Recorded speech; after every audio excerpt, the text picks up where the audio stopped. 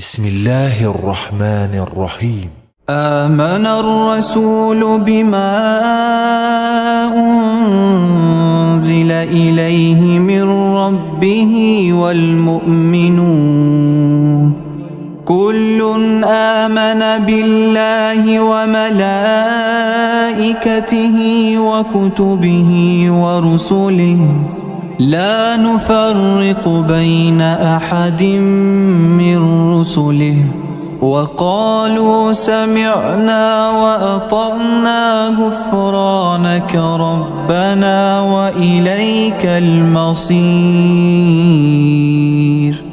لا يكلف الله نفسا إلا وسعها لها ما كسبت وعليها ما اكتسبت ربنا لا تؤاخذنا